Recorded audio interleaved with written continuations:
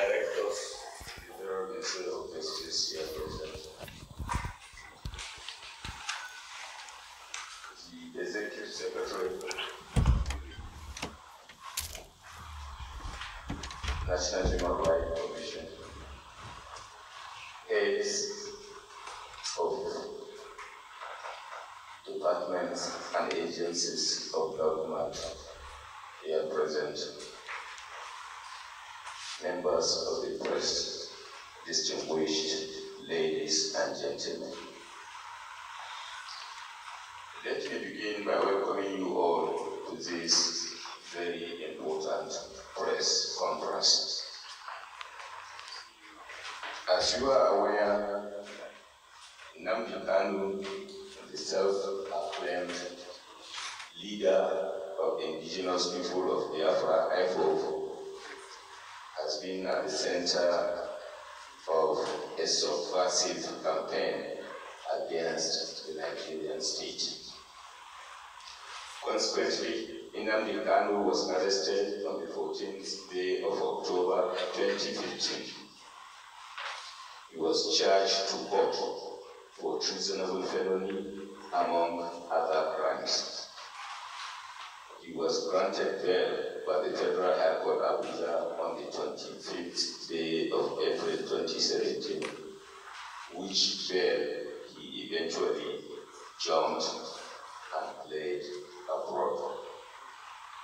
While in self-exile, Nnamdi Kanu intensified his subversive campaign using online Radio Biafra to instigate violence and incite members of the IPOB to commit violent attacks against civil and democratic institutions, particularly the security personnel, Independent National Electoral Commission, INEC, and civilians.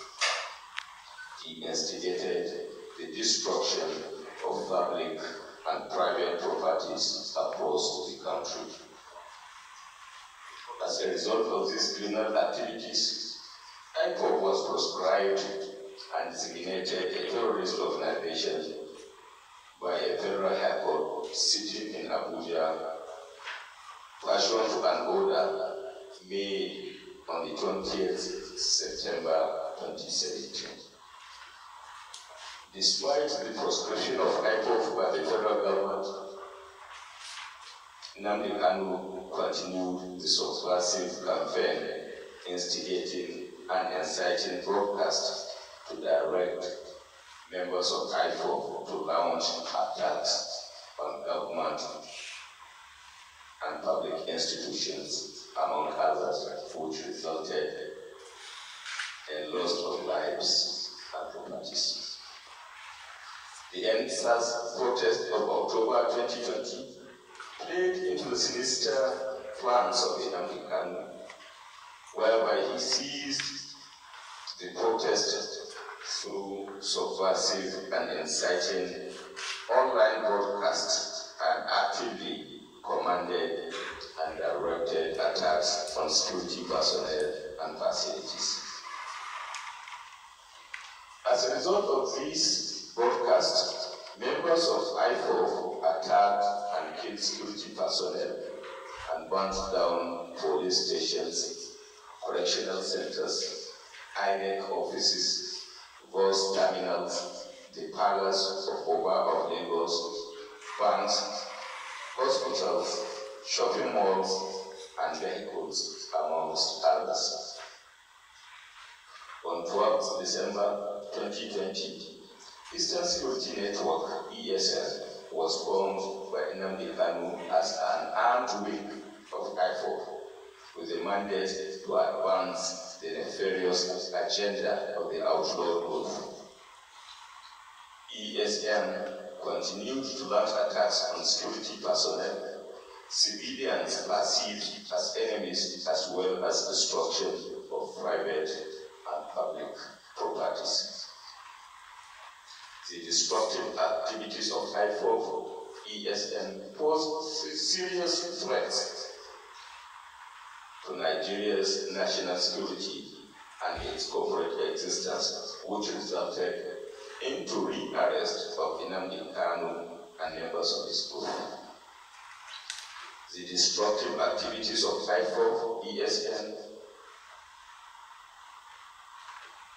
which indeed pose serious threat to Nigeria's national security and its corporate existence, had indeed eventually resulted in the arrest of Nnamdi Kanu precisely in June 2021, and some members of his group led to the inauguration of a presidential ad hoc committee comprising 24 members drawn from Federal Ministry of Justice, Federal Ministry of Information, Nigeria Police Force, Department of State Services, National Intelligence Agency, NIA, and the Defense Intelligence Agency, DIA. The committee, ladies and gentlemen, was inaugurated by the President and the Commander-in-Chief of the Armed Forces, Federal Republic of Nigeria, Muhammadu Buhari, DCFR, which committee was headed by the Attorney General of the Federation and Minister of Justice. The essence of this press conference is to intimate Nigerian public for the fact that the committee had indeed submitted its report, and the committee, among others, finds as a fact that consequent upon the instigating directives of Nnamdi Kanu, members of IPOB ESN carried out massive attacks on democratic institutions, especially INEC facilities, with a view to hampering democratic process in Nigeria. These attacks that were carried out between October 2020 and June 2021 include the following. 1. That acting on the instigating directives of Nnamdi Kanu, IPOB members and ENDSARS protesters attacked and killed many security agents, destroyed several public and private properties, including police stations, public transport buses, and other facilities across the country. 2. That on 21st October 2020, Nnamdi Kanu, through an online call-in radio program, Radio Biafra, further instigated IPOB members to burn down all police stations and kill government security forces, which was carried out, and several security personnel, especially police officers, were killed and public and private properties destroyed. 3. 175 security personnel were in consequence killed by IPOB ESN, comprising 128 policemen, 37 military personnel, and 10 other security operatives across the country. 4. Killing of prominent Nigerians. Recently, there were gruesome killings of traditional rulers, OB1 of Okodo Autonomous Community, Eze and Anayochukwu,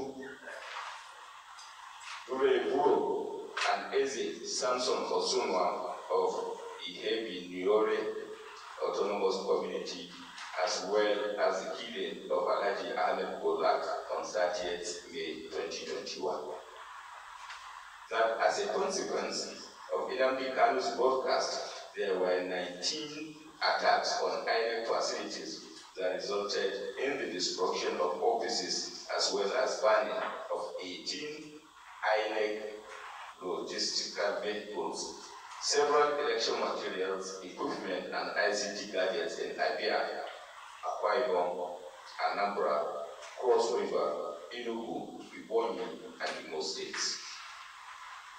6. That 164 police stations and formations, including police headquarters Owerri, Imo State, were attacked by IPOB ESN, leading to the deaths of 128 policemen as stated in 3 above.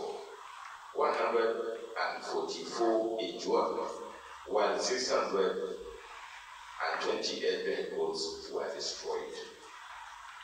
The 396 firearms and 17,738 ammunition were carted away during the IPOB ESN attacks. 8. That there were 3 IPOB ESN attacks on Nigerian Correctional Service, including the headquarters of Nigeria Correctional Service, Owerri, Imo State, where 1,841 inmates escaped. 9. That the headquarters of the Nigerian Immigration Service, Umuahia, Abia State, was also attacked by IPOB ESN, leading to the deaths of 1 officer. That there were several IPOB ESN attacks and destruction of public and private properties during the ENDSARS and Biafra agitations across the country, especially in the southeast and south-south regions, notably the palace of Oba of Lagos, where 12 flats were completely looted and vandalized. The country home of Governor of Imo State, Senator Ozilema, was burned. Over 150 buses burned at Lagos bus terminal. Senator Indoma Egba's home in Calabar Municipal, Cross River State, was completely looted and vandalized. Lagos State DNA and Forensic Center, City Hall, Racecourse, First Bank Branch Lagos, Lagos State Public Works Commission, Nigeria Port Authority, Marina Lagos, High Court Eboshire Lagos were all burned, among other heinous crimes committed. We also established that Kanu is not alone in his subversive activities.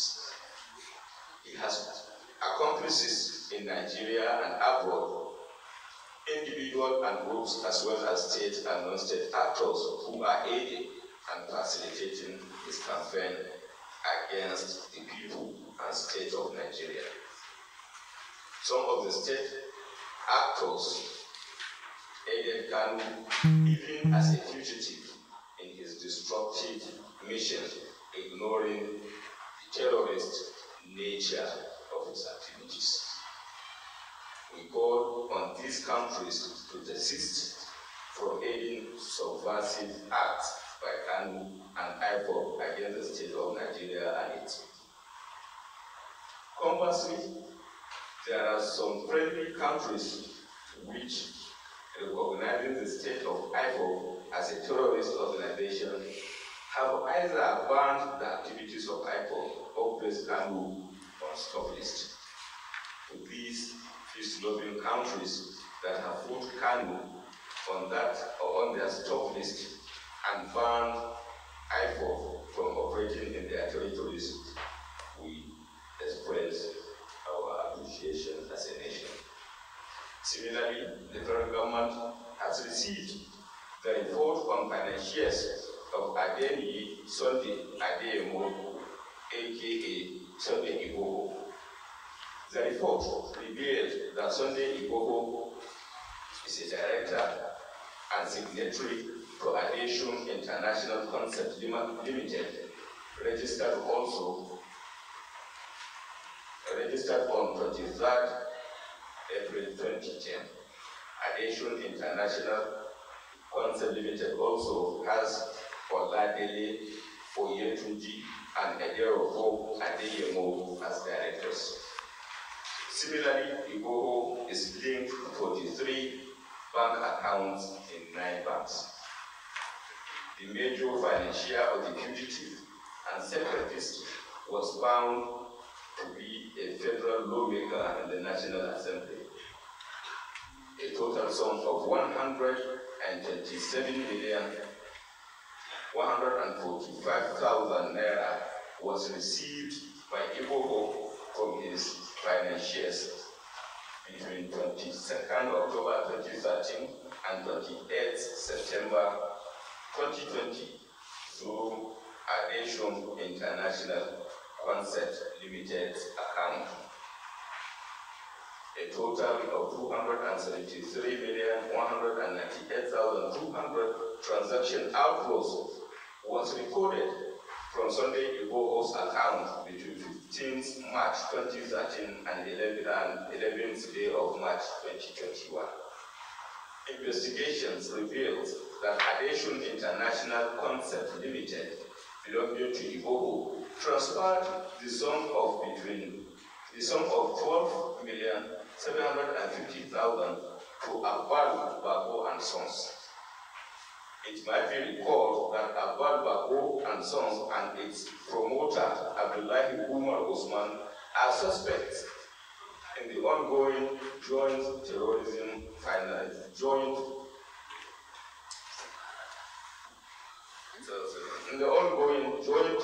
financing investigation. Abdullahi Umar is by way of financial transactions also connected to Sulajo Abubakar Muhammad, who was sentenced, for your information, to life imprisonment in United Arab Emirates on charges of financing terrorism, Boko Haram. This report shows the nexus between separatist agitation, terrorism financing, and disruption of peace in the country. The report found connections of financial transactions between Aviation International Concept Limited belonging to Igboho and some construction companies and businesses, among others. Having received the reports, the federal government remained resolute in its determination to have a peaceful Nigeria. The federal government will do this within the context of the legal provisions in ensuring that the matter is given the deserved attention and those found guilty will be made to face the wrath of the law. This press briefing is intended to provide an update of what the federal government is doing in the context of the fight against terrorism, and will be kept informed as further events unfold. I thank you most sincerely. That are in relating to the alleged subversive activities of the non-defined. My question is, can you please avail us some of these countries? Then secondly, given the fact that your office has 5 charges against Nnamdi Kanu, he has been arraigned, some of these issues you have raised are also contained in the charges. Don't they amount to subsidies since the matter is in court? And then finally, when are the terrorism financiers you alluded to, when are they going to be arraigned? And then who are those financiers that Nigerians have been demanding to know? So 5 questions more. Thank you. Okay, I will take the councils. Let me state categorically that in the concluding remarks of my presentation, I stated that information will be made available as at when due, particularly as events unfold. Out of desire to ensure the integrity of the investigation, we will make the countries known when the time for so doing arises within the context of the limitations of confidentiality and associated considerations are concerned. So we'll keep Nigerians posted and informed as to those countries as at when needed. With regards to the issue of subjudice, you raised that some of the information contained here are indeed information contained in the charges. Let me refer you specifically to the fact that the Office of the Attorney General has a constitutional responsibility which is guided by the public interest. And I think Nigerians, within the context of the public interest, are entitled to be carried along as far as the information relating to what affects their lives, properties, and peaceful coexistence is concerned. So the Office of the Attorney General is an office that is saddled with constitutional responsibility of the public interest, and the public interest deserves to have an information as to facts and issues that affect them. You equally raised an issue on who are the financiers or the funders of terrorism. And I think if you have listened attentively, facts relating thereto are beginning to unfold, inclusive of a corporate company, which details has been provided yearly in the report. And I think you need to be guided by the information content, and the information, as I stated earlier, relating to who are they, will be now made available to the public at the appropriate time without prejudice to what is going on as it relates to the investigation. So particularly issues relating thereto would certainly be judicial issues, and who are to be charged will has never been a hidden information. The same way and manner can discharge before the court and his identity is known. The financials and funders will equally be charged to court, and the information relating to them will be made public at that point for conclusion of the investigation. We cannot be preemptive of what of the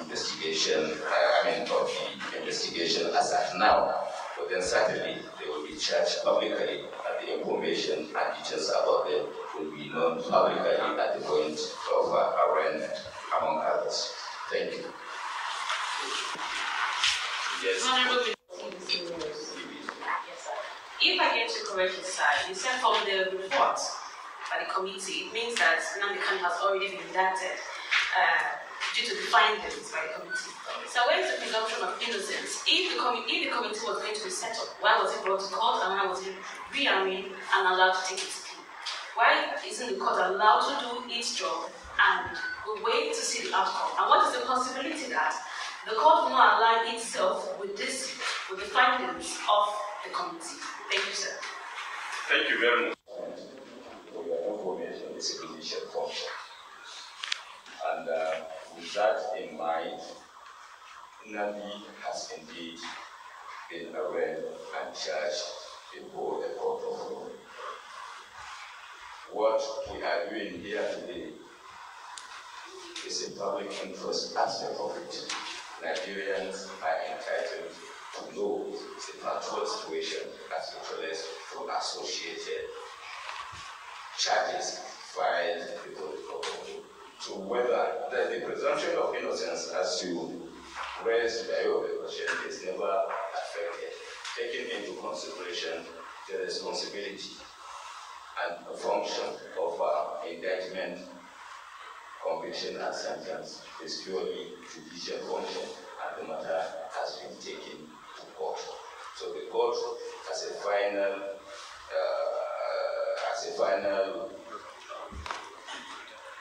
arbiter, will eventually determine. So no presumption of innocence has been displaced arising from the information provided by the Office of the Attorney General on account of the public interest, public constitutional interest that has been established constitutionally for the Office of the Attorney General to act in the spirit of public interest, which include providing information to Nigerians as to state of things inclusive of the investigation. Thank you. Good afternoon. My name is Chris Walker. I report from the BBC Africa English Studies. Yes. Talking about public interest, Nnamdi was brought to court yesterday, and journalists were barred from covering the news today. I wonder if that sort of stand up with the commitment of the government to let you know what is happening for credibility to that trial. Secondly, it does seem now from the reports that you've received that there appears to be a link between some IPOB and some people seem to be connected with sponsorship of jihadist movements or Boko Haram. And this week, there was an attack on the Abuja-Kaduna rail line. Has your office been briefed about this attack and possible link as to whether it was carried out by bandits or by Boko Haram members, which leads to other terrorist networks? Thank you. Thank you very much. First, on the issue, on alleged issue of restriction of on journalists to cover the proceedings. One thing that I think is important and fundamental for you to consider is who attends and whether the court indeed has powers to restrict access is a function of law.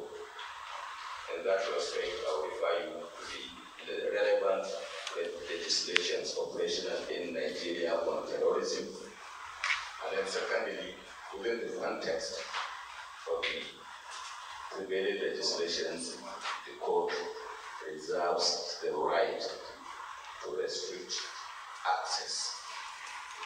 And if indeed, which in fact is the case, the court has restricted access, I urge you to consider the possibility of seeking clarifications from the court. The matter, as you rightly know, that is sub judice and has been taken to court, is taken out of control of the executive. To provide venue for you to get clarification answers associated with that inquiry in the judiciary. On the issue of establishing connection between Sunday Igboho, terrorism, Boko Haram, I leave you to drive your logical deductions arising from the presentation, the press conference made by the Office of the Attorney General, which has provided facts for you within which you can make logical deductions thereof. On the issue of foreign attack, my office has not been briefed, and I cannot be preemptive, but on the basis of need to know within the context of the public interest, when I receive adequate information and briefing over that, we will, as usual, consider the possibility of convening the press conference to keeping you up to speed as to the provision of things related.